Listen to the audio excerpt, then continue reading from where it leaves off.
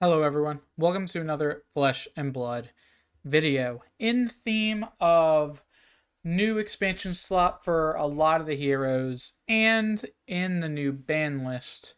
I thought today would be a good week we'd take a look at Verdance, Thorn of the Rose once again. The other Earth hero that came out in Rosetta. Last week we took a look at Florian, and honestly, Verdance has been doing pretty well. Same as Florian. Some of you on my last video told me about some Florian things that were going on uh, with very long games, and that Germinate coming back was a mistake. But we'll have to see as the meta develops what happens in the next set, all of that. But I thought before we take a look at Gravy, since Gravy was the other hit deck, as well as we don't have a new Gravy card yet that we can talk about, I thought it'd be a good idea to take a look at Verdance here, since we do have her new card in Light Up the Leaves, and she was impacted by the ban restricted announcement, making her lose her main headpiece. But with all of that, let's get started. So Verdance, Thorn of the Rose, is the only 40 health wizard in Classic Constructed. She has 4 intellect and Essence of Earth, very similar to Florian. She has a similar ability as well, where you need 8 or more Earth cards in your Banish Zone. And whenever you gain life during your turn, when you have that ability active, you do 1 arcane damage to any opposing target. So it helps you actually deal with Gravy. That's pretty nice, since you can point them at the allies, but mainly this is going to be pointed at your opponent's face. You're going to want to be chipping them down. Verdance plays a little similarly to Icelander. However, instead of being a control deck preventing your opponent from doing things, it's more of a defensive deck that wants to block. That makes more sense for the element, as Verdance is Earth, Icelander is Ice. That's what the decks want to do. So you have a lot of defensive tools because you're an Earth hero that let you have a really long game. Verdance before used to be on a combo plan that was able to use Plume of Evergrowth before to get back Rampant Growth life to amp a whole bunch, and then do a bunch of damage in one shot. But now that Plume is gone, the combo is a little harder. We just need to shift to a more defensive option, and thankfully the new card that Verdance is getting really helps with that, as it lets you put more Earth cards in the graveyard or just be used to do a whole lot of damage. So looking at the weapon, we are just playing Waning Moon. We are not playing the Aether Vein. I forget what it was specifically called, but Waning Moon is going to be our main weapon. I didn't really play much Verdance when she was the combo deck, but I always just liked Waning Moon way better from my days as Icelander.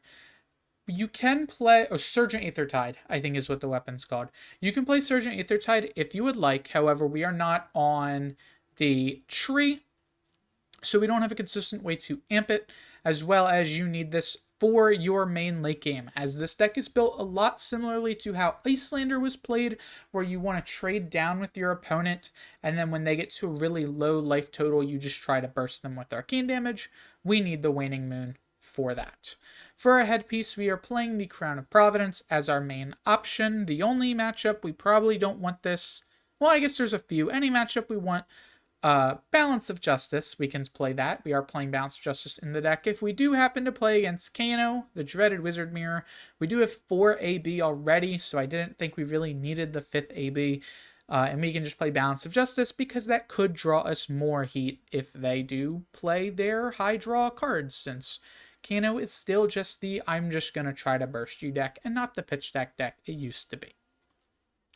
For the rest of our equipment, we have the Bark Skin of the Millennium Tree, as it's a very good defensive chess piece.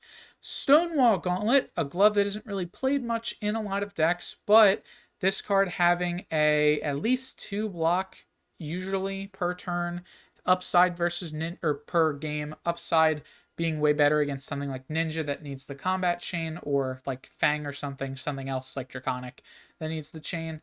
Stonewall Gauntlet is pretty good. Those really fast Draconic decks are a tough matchup for the Earth Heroes sometimes, as they could just blow you up, so Stonewall Gauntlet can help slow them down.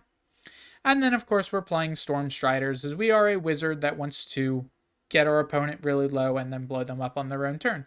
This offers an incredible threat. We have to be playing the Storm Striders. Moving on to the actual deck itself. You're going to look at these cards and think, man, these just feel right at home inside of my old Icelander deck.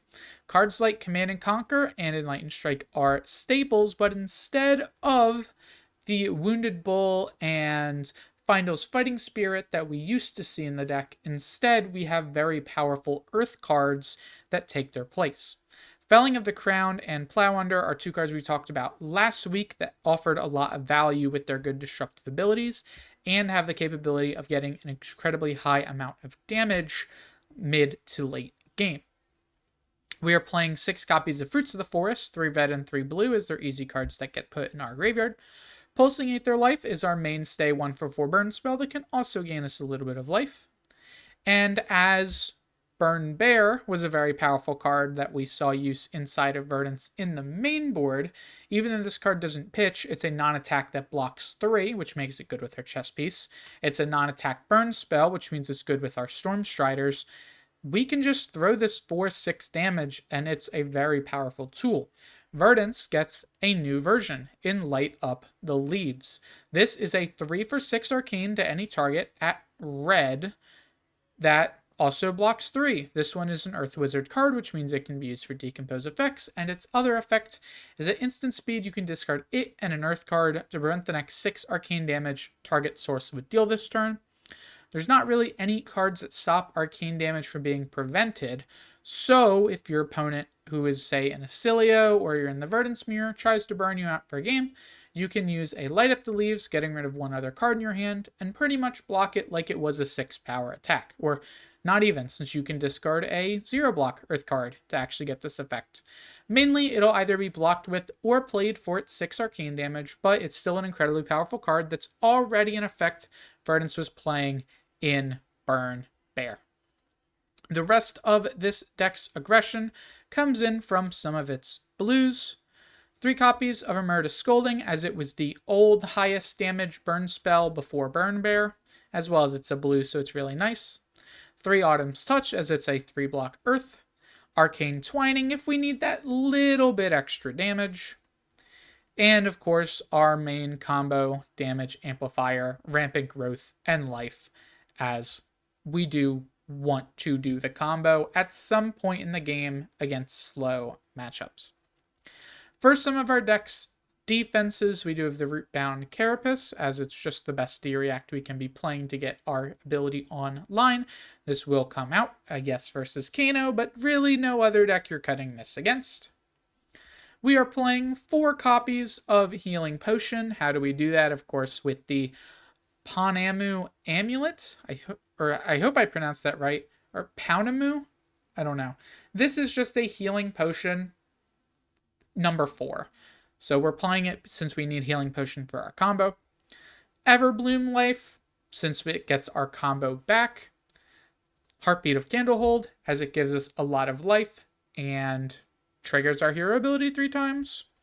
And 1 copy of So Tomorrow, as it can banish itself, which can help us get our hero power online a little earlier, especially to that 4 number for our decomposing attacks, as well as our chess piece. And I guess it's good played from Arsenal because it draws a card. But the last card in the main board, I don't think I did a Verdance deck since this card was printed, all the way back in the Hunted Ring of Roses. This was a legendary Verdance spec printed in the Hunted. It's a 0 cost, 3-block yellow. It's an aura. And the first time you deal Arcane each turn, you gain a life. Just a simple effect that is incredibly powerful for Verdance. If you can get this down extremely early, whenever you do actually get in for your arcane damage, which we will a lot, we're playing, of course, Light Up and Burn Bear, which come in for 6. Pulsing Aether will generally hit 2. If we ever play a spell into a Waning Moon, we get that damage too. Ring of Roses, really powerful. Even if we gain life, if Verdance does damage with her hero ability and we gain that, we dealt arcane damage, so we gain another life, which threatens another arcane damage because of the Verdance ability. So just a really powerful effect. One of the best. Good thing it's at 1, because if you could stack these, that would be crazy. But a very good card you really can't play Verdance without. As most of my decks, they are a 54 card main board. I tried to get it down to 51 as there's a lot of stuff you could add, but I think you're playing Rampant Growth Life into most matchups, so I elected to keep it in the main board. Looking at the inventory, we do have 3 pieces of equipment, Alluvian Constellas, which will be strictly for the Kano matchup, as I don't think you need the extra AB versus Acilio, although you could also play it against Verdance. I think that is something to note as well, since they will most likely be playing this similar list where they're more arcane damage focused because of Light Up the Leaves. You want to block a little more of it.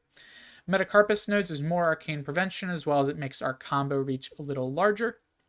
And then Balance of Justice for those matchups where it's good, as we're not playing another helmet in the deck, so you might as well just play the Balance of Justice.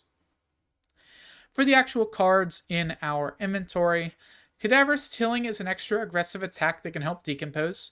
This one will be very nice into matchups that are fast enough to where we can't really combo them.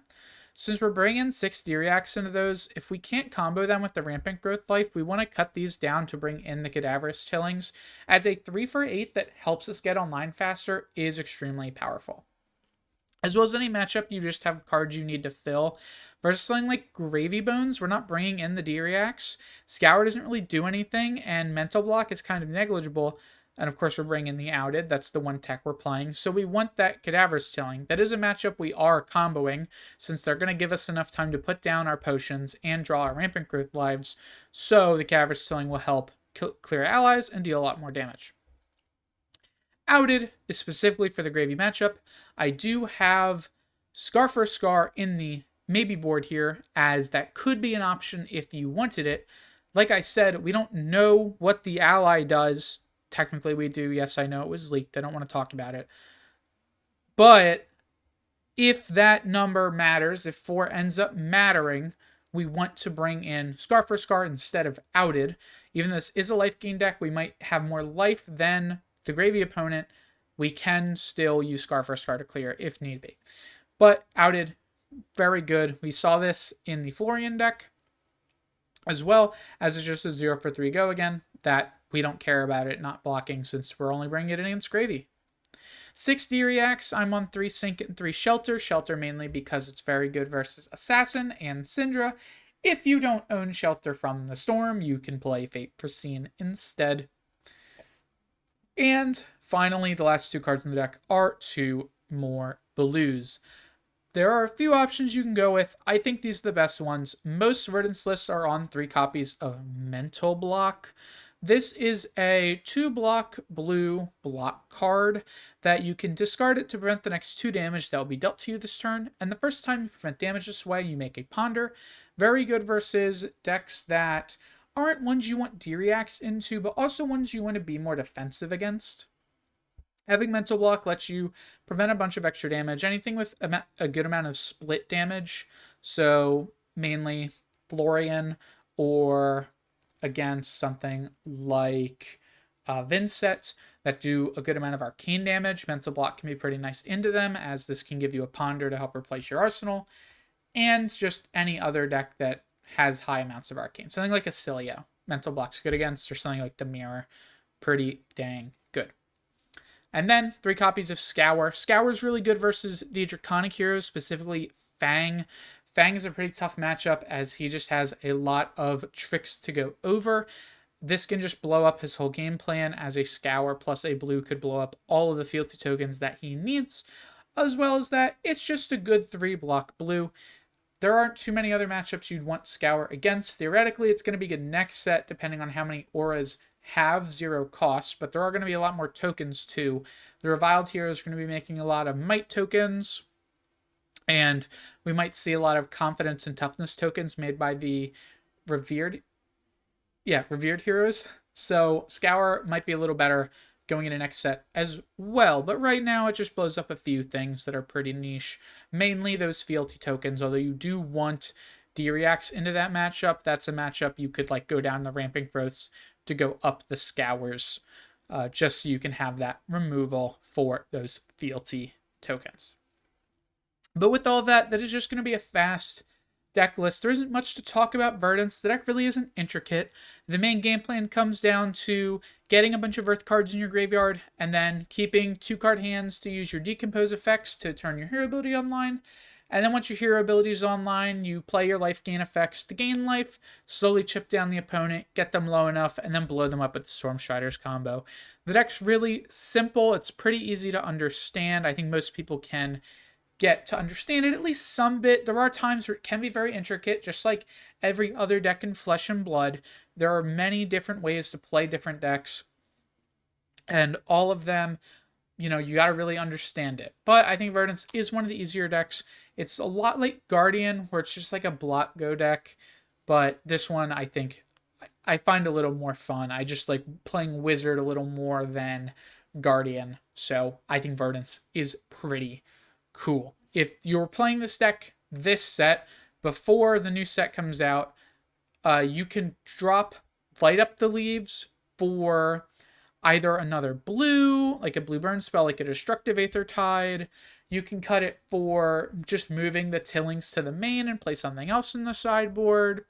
It's really up to you. Obviously, this list shines a lot better when Light Up the Leaves is in the deck in conjunction with something like Burn Bear, as you have 6 3-for-6 burn spells in your deck. But you can do anything else. And then I didn't mention for CNC, you can swap CNC for any other 2-for-6. Same with Light Up the Stage. I don't see why you can't swap that for any old 2-for-6 until Super Slam drops. But with all of that, that is going to be the end of the video. Next week, we might take a look at Gravy. I'm just not sure yet. I might wait until to see if we get a new Gravy card before I do that, since I want to talk about the new cards, since we're getting a lot of them. So hopefully we get it by next week, since he is affected by, or since he was affected by the most recent ban restricted announcement. But I'm sure if we don't, we'll always find a video to talk, or find a deck to talk about next week instead. Again, thank you all for watching the video. I hope you all enjoyed, and I will see you in the next one. Goodbye.